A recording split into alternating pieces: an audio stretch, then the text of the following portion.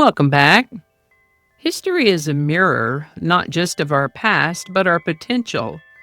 On this day across centuries, we've seen humanity at its most rigid and at its most revolutionary. Grab your favorite cuppa, sit back, and let's explore.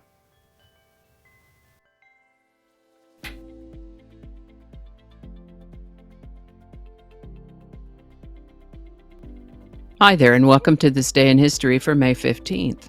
May 15th is the 135th day of the year in the Gregorian calendar, 136th in leap years, with 230 days remaining to the end of the year. Today's word is malleable. Malleable is an adjective that means capable of being extended or shaped by beating with a hammer or by the pressure of rollers, capable of being altered or controlled by outside forces or influences, or having a capacity for adaptive change. Example sentences might include, like it or not, successful politicians are often those who can be malleable and adapt their policies to meet the needs of the voters. Or, the teacher found the students to be malleable and eager to learn. Or, gold, being a highly malleable metal, can be hammered into thin sheets or drawn into fine wires. The word malleable comes to us from Middle English, medieval Latin before that. First known use of the word malleable is in the 1300s, malleable. And with that, in the 10 and 1100s, judicial torture was widespread practice, having been accepted by secular tribunals as a standard practice. In addition, the Catholic Church also established a number of ecclesiastical institutions and tribunals known as the Inquisition during the Middle Ages to combat dissent and heresy.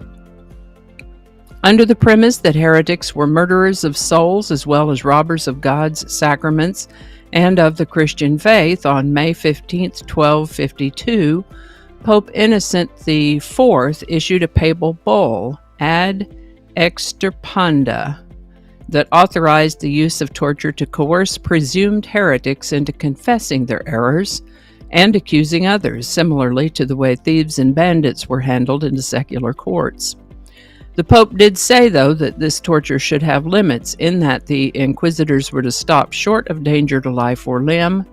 It was to be used only once, and the accusations against the accused should be considered to be almost certain by the inquisitor. Torture was sanctioned in the case of presumed heresy because they had the mistaken idea that physical pain would force heretics to repent of their sins and return to the Catholic faith. Incentives to carry out this sort of business included giving the state a percentage of the property confiscated from convicted heretics, and the state then would also assume the burden of carrying out the penalties. So the presumed heretic is accused, tortured by the inquisitor until a conviction is achieved, and then turned over to the state to be punished, as if being tortured for a so-called confession wasn't enough. I won't burden you with any description of some of the methods of torture other than to say that it's called torture for a reason.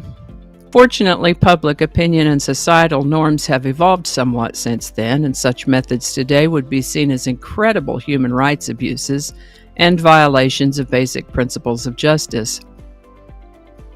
On May 15, 1776, the 5th Virginia Convention instructed the Continental Congress delegation to propose a resolution of independence from Great Britain, paving the way for the United States Declaration of Independence. Today's song is Everyday People by Sly and the Family Stone. Recorded in a time of protest and social unrest, Everyday People is a plea for peace and equality, while it good-naturedly mocks the futility of people hating each other for their various differences. The line "different strokes for different folks" in this song became a popular catchphrase, went on to inspire the name of a television sitcom, Different Strokes, a few years later. Everyday People has been covered by dozens of artists and is featured in several commercials, and spent 4 weeks in the #1 spot on the Billboard Hot 100 in February and March of 1969. Everyday People by Sly and the Family Stone. Link in the description. How about that? What we shape shapes us. The word malleable reminds us that nothing, power, policy, or even pain is ever completely fixed. The past offers lessons, warnings, and occasionally a great groove. Thanks for joining me today. Let us keep on learning, questioning, and dancing forward.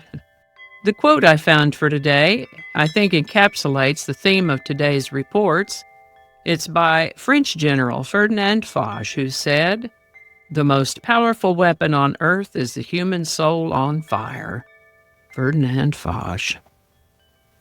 All righty. Y'all take care. Be good to each other. I'll see you next time.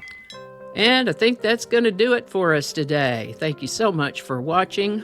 Consider subscribing if you haven't already. Feel free to share this video with a link in your email, messaging, or social media.